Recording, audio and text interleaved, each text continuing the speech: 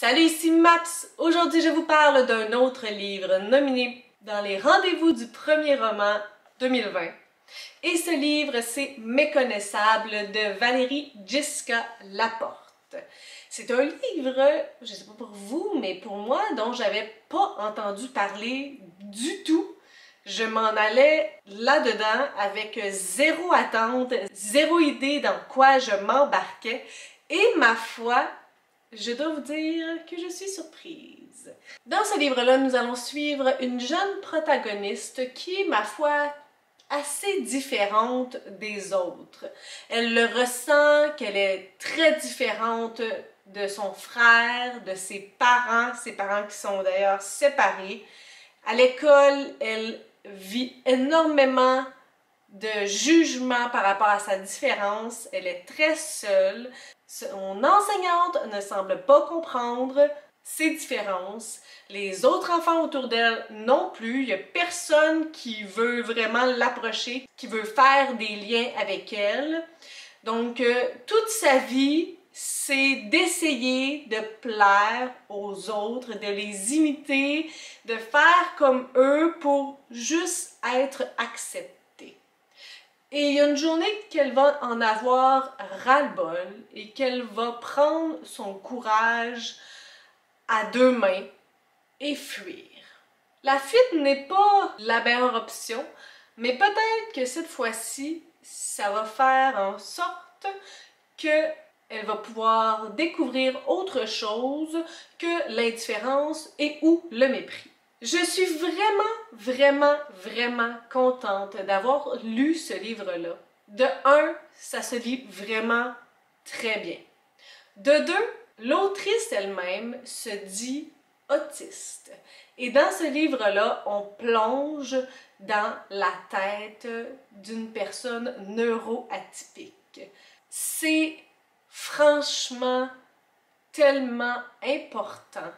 C'est bouleversant de comprendre tous les enjeux que cet enfant vit au quotidien, des enjeux de texture, des enjeux d'équilibre, des enjeux de son, et de comprendre les réactions qu'elle a à tous ces stimuli qui la dérangent ou qu'elle aime à partir de ses mots à elle, de ses pensées à elle. C'est un ouvrage qui nous permet d'accéder à ce que personne neurotypique comme moi ne peut accéder. Ce qui est difficile aussi avec les enfants en bas âge, c'est qu'ils parlent pas beaucoup ou qu'ils peuvent pas exprimer qu'est-ce qui est différent parce que eux, c'est la seule perspective qu'ils ont jamais vécue. Et travaillant moi-même avec des enfants de 5 ans, travaillant à la maternelle, je travaille avec des enfants qui parfois ont des diagnostics d'autisme, parfois qui en ont pas. Chaque enfant est différent, forcément, on peut pas approcher deux enfants de la même manière, mais je suis encore plus sensible aux enfants qui ont des réactions atypiques. Et ce livre-là, c'est tout ça. C'est une ouverture sur des comportements qui nous semblent anormaux, mais l'explication du pourquoi et du comment vient de ce livre-là. C'est un ouvrage que j'ai vraiment aimé, mais au-delà de tout ça, je pense que c'est un ouvrage qui est vraiment nécessaire. C'est tellement difficile à lire parce qu'il y a du mépris pour cette jeune fille-là tout au long du livre.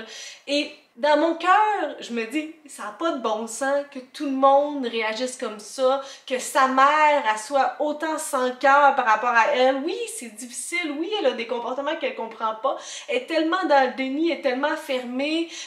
Tous les autres enfants qui ne jouent pas avec elle, qui ne l'approchent pas, qui rient d'elle.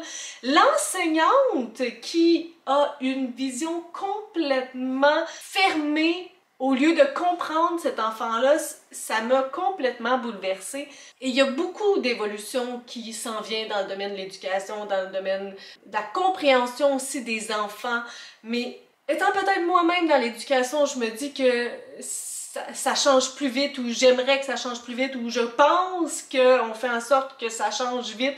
Mais lorsque je lis des ouvrages comme ça, puis cette fille-là, il me semble qu'elle a mon âge, je capote. C'est vraiment un livre qui est nécessaire juste pour la plume, mais juste pour entrer dans la tête d'une personne neuroatypique. Les liens qu'elle fait, les descriptions des choses, tous les efforts qu'elle fournit pour plaire à la société, c'en est tout simplement bouleversant. L'histoire, pour moi, elle m'a tenue en haleine de A à Z. La fuite a été, d'un certain sens, un moment de soulagement parce qu'elle a pu découvrir des belles choses. Elle a pu vivre sans jugement, trouver quelqu'un qui était là pour elle, puis voir que c'était possible. Mais définitivement, je suis bouleversée par ce livre-là. Je me rends compte que ça va être vraiment difficile de faire un choix cette année dans les rendez-vous du premier roman parce que on a des thématiques très différentes.